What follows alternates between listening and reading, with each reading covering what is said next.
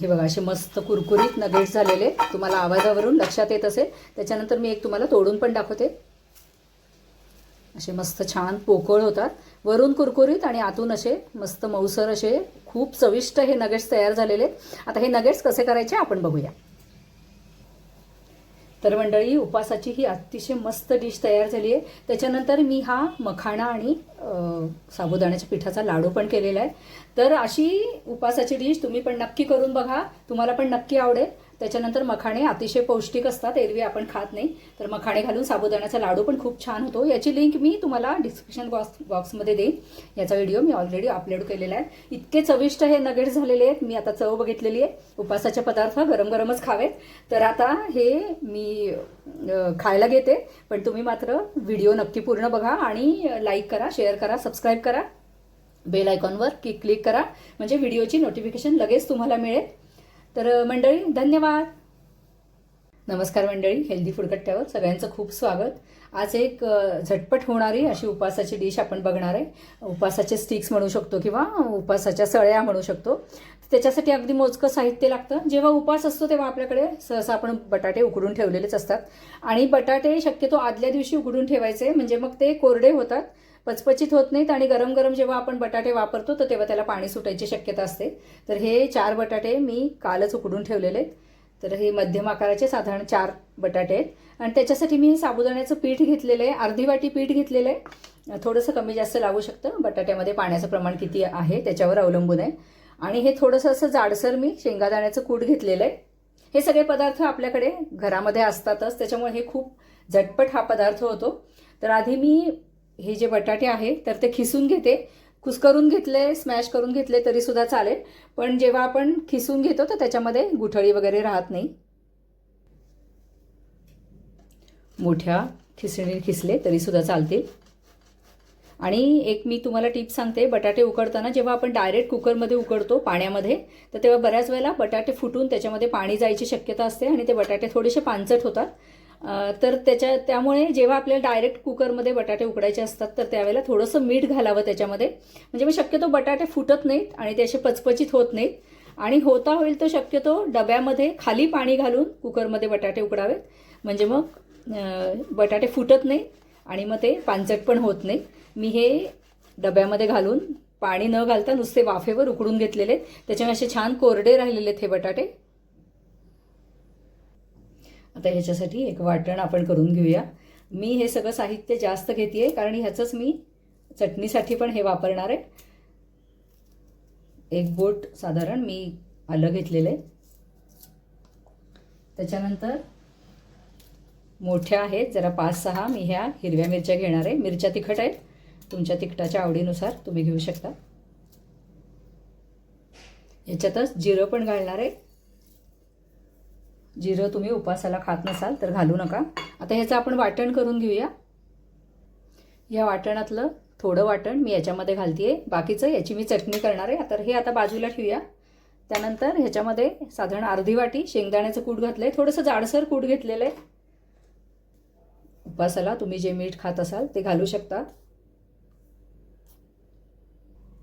हे साबुदाण्याचं पीठ आहे. तुमच्याकडे साबुदाण्याचं पीठ तयार नसेल तर थोडासा साबुदाणा भाजायचा आणि तो मिक्सरमध्ये बारीक करायचा.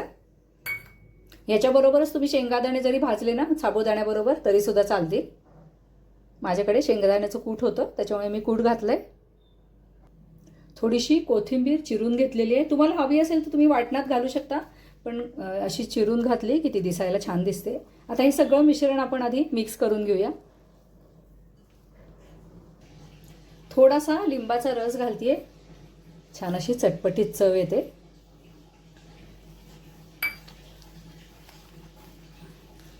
मिक्स करून घेऊया. आता हे साधारण 15 ते 20 मिनिटं आपल्याला बाजूला ठेवायचं आहे. तर आता हे मी बाजूला ठेवते. हे जे उरलेलं वाटण आहे तर त्याच्यामध्ये मी घालतेय थोडंसं खोबरं, ओलं खोबरं आहे माझ्याकडे खोवलेलं, थोडीशी कोथिंबीर धुवून घेतलेली आहे,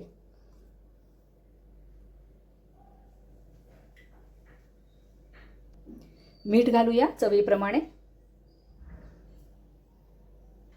याच्यामध्ये मी ताक घालणार आहे तर थोडीशी साखर घालतेय. बाइंडिंगसाठी अगदी थोडेसे शेंगादाणे घालते. चटणी करून घेऊया.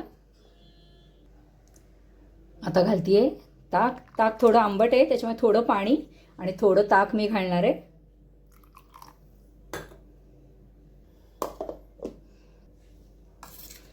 मस्त चटणी तयार झाली आहे. छान वास येतोय जिऱ्याचा वगैरे आणि रंग पण बघा किती छान आलेला आहे.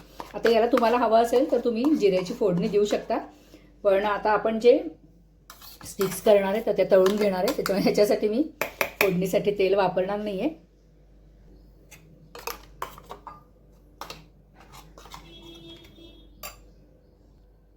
पंधरा 20 मिनिटं झालेली आहे. तुम्हाला जर मिश्रण फार सैल वाटलं तर मग जर फार सैल मिश्रण असेल ना तर त्याचे जे स्टिक्स किंवा नगेट्स आहेत तर ते ऑइली होतात फार. तर तुम्हाला जर असं वाटलं तर तुम्ही त्याच्यामध्ये अजून थोडंसं साबुदाण्याचं पीठ घालू शकता. मला मगाशीच थोडं सैल वाटलं त्याच्यामुळे मी 1 टेबलस्पून साबुदाण्याचं पीठ अजून घातलं होतं. म्हणजे 4 उकडलेले बटाटे होते तर अर्धी वाटी साबुदाण्याचं पीठ आणि मी परत 1 टेबलस्पून पण याच्यामध्ये साबुदाण्याचं पीठ घातलं होतं. आता ह्याचे आपण स्टिक्स करून घेऊया.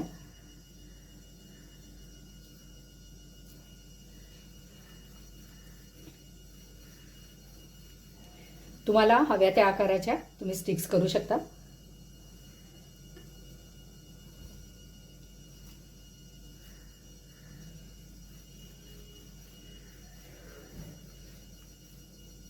फार जाड करायचे नाही, नाहीतर आतपर्यंत व्यवस्थित तळल्या जात नाही.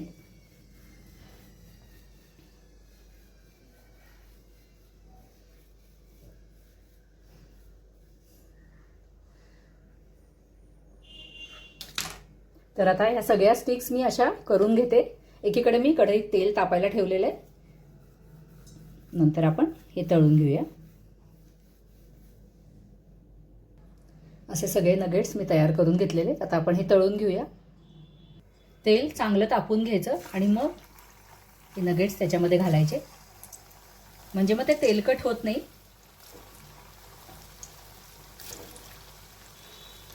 आणि लगेच झारा लावायचा नाही, 1 मिनिट ते होऊ द्यायचे आणि मग आपण ते हलवूया.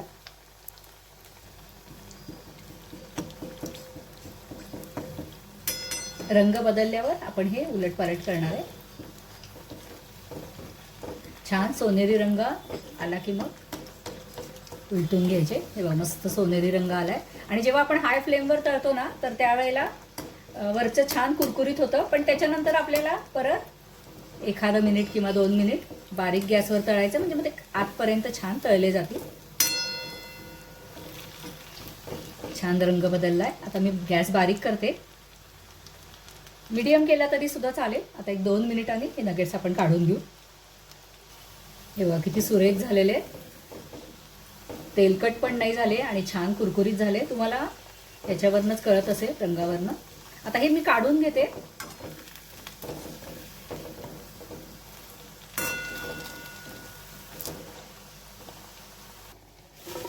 हे बघा कसा छान आवाज येतोय. मस्त कुरकुरीत झालेले. गरमागरम हे नगेट्स खायला घ्यायचे. काही याच्याबरोबर खरं म्हणजे गरज नाही आहे, पण आपण चटणी केलेली आहे याच्याबरोबर.